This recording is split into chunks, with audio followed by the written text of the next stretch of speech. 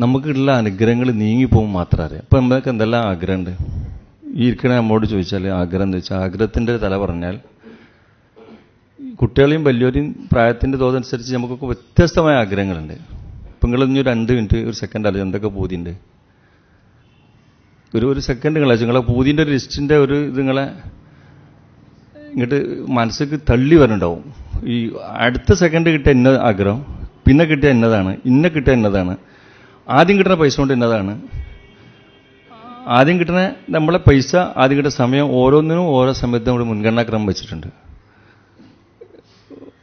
എന്നാൽ ഭൂമിയിൽ ഇങ്ങനെ ആഗ്രഹമില്ല. അത് ആഗ്രഹങ്ങൾ പരിമിതപ്പെട്ട കുറേ ആളുകളുണ്ട്.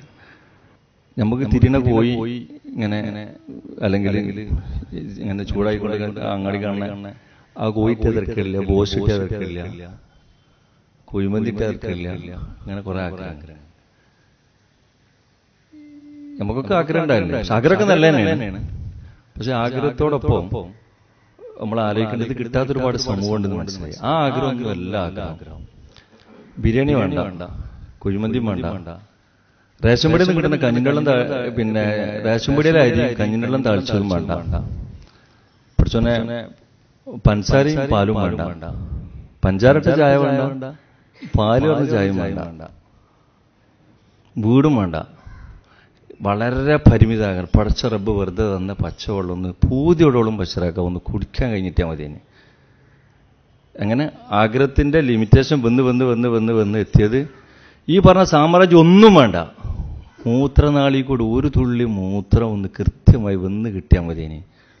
ഒരു തുള്ളി മൂത്രം പാത്താൻ തോന്നുമുണ്ടാകണേ, മനസ്സിലുണ്ടാകണേ പൂതി, അതിങ്ങോട്ട് പൂർത്തിയാക്കാൻ കഴിയാതെയുള്ള വേദന.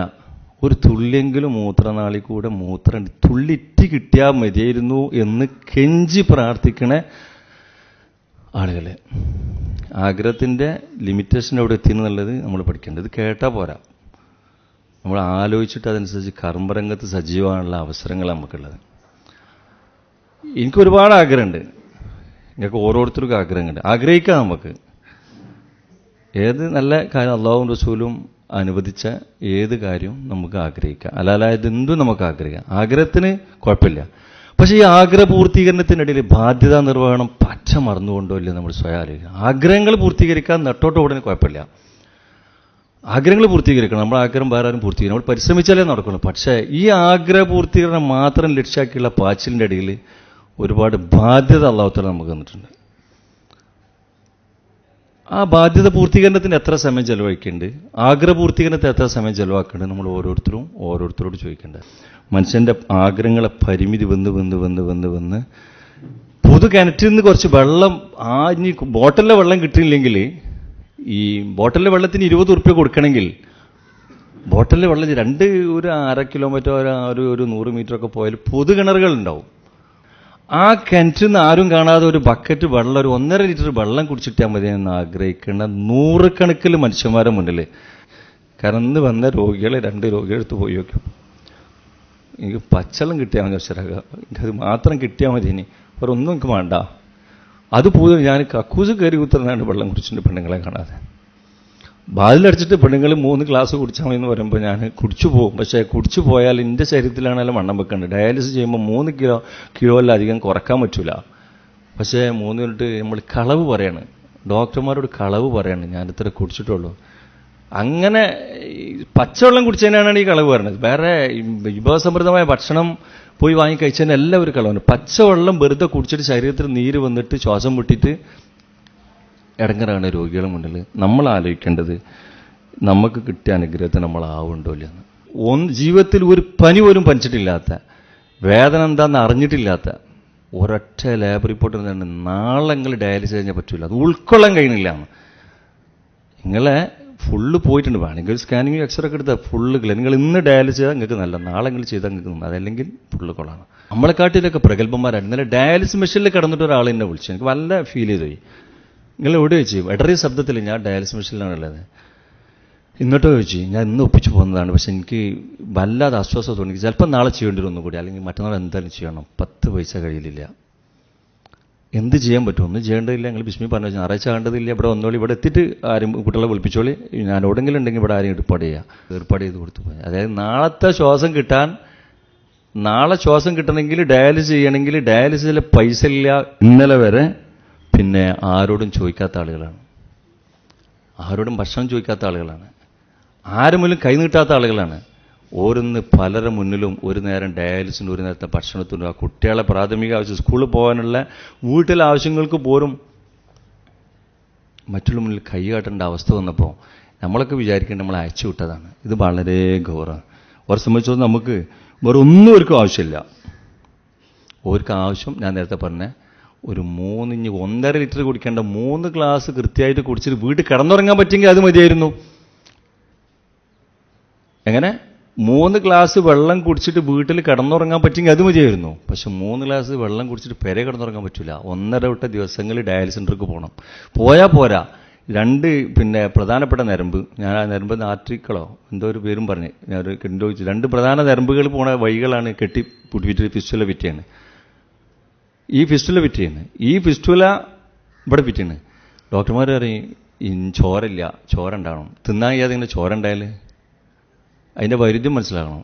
നിങ്ങൾക്ക് ശരീരത്തിൽ ചോരല്ല, എന്നാൽ ഭക്ഷണം കഴിക്കുക, ചോര ഉണ്ടായാൽ. ഗുളിക കുടിക്കാൻ പറ്റാത്തതിന് ഗുളിക, ഒരു പഴം തിണ്ട്, പഴത്തിൻ്റെ എന്നാൽ പൈപ്പും മാറും അതിലിട്ട് മുഴുങ്ങാണ്. ഗുളിക കുടിക്കാനുള്ള പച്ചവെള്ളം പോലും കുടിക്കാൻ പറ്റാത്ത കിഡ്നി രോഗികളാണ് നമ്മളിപ്പോൾ ഉള്ളത്. ഗുളിക കുടിക്കാൻ വയ്യ, ആ ഗുളിക തീക്കിടുക, എന്നിട്ട് മെല്ലെ അങ്ങോട്ട് പോവുക. 3 ഗ്ലാസ്. അപ്പം പച്ചവെള്ളം കുടിച്ചാണ്ട് പെരെ കിടന്നുറങ്ങാൻ പറ്റില്ല, അതും വലിയ കിട്ടലാണ്. അതിന് പച്ചവെള്ളം കുടിച്ച് പെരെ കിടന്നുറങ്ങാൻ കഴിയോ? 1.5 ദിവസങ്ങൾ പോയി കുത്തണം.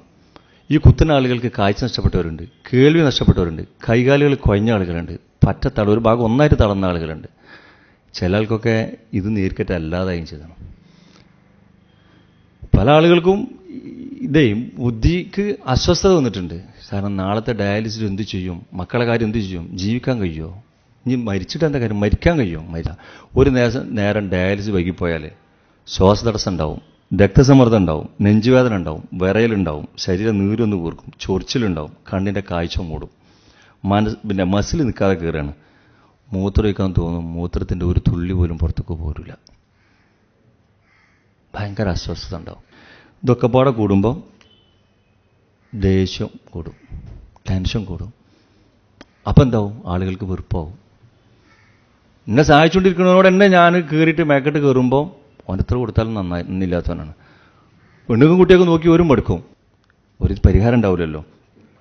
അപ്പോൾ ടെൻഷൻ കൂടും, ദേഷ്യം കൂടും, വർത്തമാനം കൂടും, ഉച്ചവർ വെറുക്കും, നാട്ടുകാർ വെറുക്കും, നോക്കിയവർ വെറുക്കും. ആർക്കും വേണ്ടി വരില്ല, കടുമ്പ് കുത്തിർക്കേണ്ടി വരും. കടുമ്പ് കുത്തിർക്കാൻ കഴിയുമോ? എന്നാലും മറ്റൊരു കൊണ്ടേക്കൊന്ന് പറയും വേണ്ടി വരും. ഇന്ന് ഞാൻ ഇങ്ങോട്ട് ദേഷ്യം പിടിച്ചിട്ട് ഞാൻ പോരുന്നില്ല, എനിക്ക് മരുന്നും വേണ്ടാനാണ്, കുത്തിർക്കാൻ പറ്റുമോ? ശ്വാസം വേറെ കണ്ണ് തള്ളുമ്പോൾ പിന്നെ കൊണ്ടേക്കോളി പറയും. എവിടെക്കാ കൊണ്ടുപോണ്? ഡയാലിസിന്. എവിടെക്കാ ഡയാലിസിന് തീരുമോ? അപ്പം നമ്മൾ ഈ ഭക്ഷണം കഴിക്കാൻ കഴിയില്ല. അപ്പം നമ്മൾ എന്ത് ചെയ്യും? നല്ല ഇഞ്ചക്ഷൻ അടിക്കും. ഇഞ്ചക്ഷൻ അടിക്കാൻ പൈസ കൊടുക്കണം. ചോര ഉണ്ടാണ് ഇഞ്ചക്ഷൻ 1000 രൂപ കൊടുക്കണം. കട്ട പിടിച്ചാക്കളിൽ വേറെ കൊടുക്കണം. ഇങ്ങനെ നിരന്തരമായ നമ്മൾ ആഗ്രഹത്തിൻ്റെ തോത് ഇവിടെ നമ്മൾ മനസ്സിലാക്കേണ്ടതുണ്ട്. ഇതിൻ്റെയൊക്കെ പുറമെ ഒരു 2 ആഴ്ച കൂടുമ്പോൾ ലാബ് ടെസ്റ്റ് നടത്തണം. ക്രിയാറ്റിൻ്റെ അളവും ആൽബുമിൻ്റെ അളവും നോക്കണം. മറ്റുള്ള ഷുഗറും മറ്റതും മറിച്ചതൊക്കെ ഉള്ള ആളുകൾക്ക് അത് നോക്കണം. മാസത്തിലൊരു പ്രാവശ്യം നിർബന്ധമായിട്ടൊരു നെഫ്രോളജിസ്റ്റിനെ പോയി കാണണം.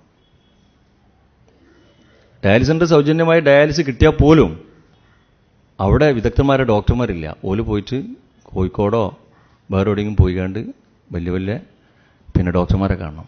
ഇത് രോഗിനെ സംബന്ധിച്ചോളം ഇതാണ് പ്രശ്നം. ആ വീട്ടിലെ ഭാര്യനെ സംബന്ധിച്ച് എന്താ പ്രശ്നം? ഭർത്താവിൻ്റെ ഈ വേദനകൾ ഫുള്ള് കാണണം. വിട്ടും തിരിയാത്ത മക്കള് സ്കൂളിൽ പോകണം, കായെടുത്തോടി, എനിക്ക് ഭക്ഷണം തന്നോളി, സ്കൂളിൽ പോകാൻ അവർക്ക് ആവശ്യമുള്ളവർക്ക് കൊടുക്കണം, ഭക്ഷണം ഉണ്ടാക്കി കൊടുക്കണം.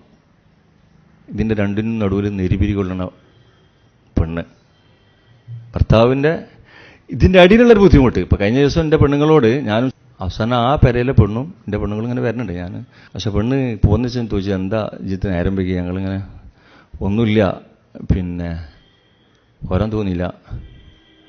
ആ പെണ്ണിൻ്റെ വേദന വേറൊരു വേദനയാണ്.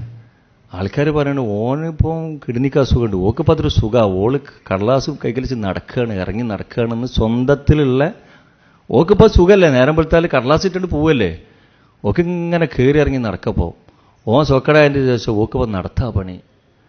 താത്തി അത് മാത്രം കേട്ടുകൂടാന്ന് ഇപ്പം തിരിഞ്ഞുണ്ടാവും. അതായത് ഒരു ചെറുപ്പക്കാരെ കാണാൻ നല്ലൊരു പെണ്ണ്, ഭർത്താവ് സോക്കടായാൽ എവിടെയെങ്കിലും ആന് പഞ്ചായത്ത് പോയി വെക്കാലും വില്ലേജിൽ പോയി വെക്കാലും റേഷൻ കാർഡ് പോയി വെക്കാലും ആരെങ്കിലും അടുത്ത് എന്തെങ്കിലും നേരമ്പോൾക്ക് 1.5 വിട്ട ദിവസം മാസത്തിൽ 10-25,000 റുപ്യ വേണ്ടേ, ആരെങ്കിലും അടുത്ത് പോയി വല്ല സഹായം കിട്ടുമോ എന്ന് നോക്കിയാൽ പോയാൽ ഇപ്പുറത്ത് പറയാം ഓക്കിപ്പം പർദ്ദ മാറ്റി പോവാ അതിൻ്റെ പണിയാണ്. താത്ത അത് മാത്രം സഹിച്ചുകൂടാന്ന്. പിന്നെ ഇപ്പം നമുക്കുള്ളൊരു പരാതി വന്ന് നല്ലൊരു പേരുണ്ടെന്നാ. ആയ കാലത്തൊരു പേരെടുത്തുണ്ടാവേ, അതിൻ്റെ മുന്നിൽ ടൈൽസ് ഇട്ടുണ്ടാവും. ടൈൽസ് ഇട്ടും ചിലപ്പോൾ മാർബിളും ഉണ്ടാവും ആവതുള്ള കാലത്തിൽ. ചങ്ങന്മാരെ ടൈൽസിൻ്റെ ഒരു കഷ്ണം പൊട്ടിച്ച് തൊള്ളയിലിടാൻ കഴിയൂലല്ലോ കുട്ടിയൊക്കെ. ഇന്നടാ വാപ്പുണ്ടായ കാലത്ത് സമ്പാദിച്ച ടൈൽസ് അത് പൊട്ടിച്ച് തിരികെ തൊള്ളക്കിട്ട് തന്നെ അവന് പൈപ്പ് മാറില്ലല്ലോ. ഏതെങ്കിലും ചോക്ലേറ്റ് ആണെങ്കിൽ ദിവസം പൊട്ടിച്ചോട് തൊള്ളക്കിട്ട് കൊടുക്കും, എനിക്ക് ഒക്കെയും മാറി കിട്ടും. അതിന് ടൈൽസിൻ്റെ ദിവസം കൊണ്ടുപോയി തൊക്കിൽ വെച്ച് എനിക്ക് പോയിക്കാണ്ട് സ്കൂൾക്ക് പോകുമ്പോൾ അത് മതിയെന്ന് പറയാൻ പറ്റുമോ? ആയ കാലത്തുള്ള വേറെ എന്തെങ്കിലും ഒരു വാങ്ങിച്ച എന്തെങ്കിലും ഒരു പിന്നെ ഊട്ടൂരുട്ടുണ്ടാവും. എന്താ ഊട്ടൂരെന്ന് പറഞ്ഞാൽ അതിൻ്റെ ഉള്ളിലുള്ള പിന്നെ ഉപകരണങ്ങളുണ്ടാവും. ആളുകളെ വിലയിരുത്തുന്നത് നിങ്ങൾ ഒരു TV കണ്ടിട്ടോ വീട് കണ്ടിട്ടോ ടൈല് കണ്ടിട്ടോ അവിടെയുള്ള പെണ്ണും കുപ്പയിൽ കൂട്ടിയിട്ടോ മറ്റേ വസ്ത്രം കണ്ടിട്ടോ എല്ലാം വിലയിരുത്തേണ്ടത്. നിങ്ങൾ അവിടെ അടുക്കളയിൽ പോയി നോക്കണം. ഒരു കെട്ടിയോളെയും കൂട്ടിയിട്ട് കുട്ടികളെയും കൂട്ടിയിട്ട് പോയിട്ട് അവിടെയുള്ള വേദനകളെന്ന്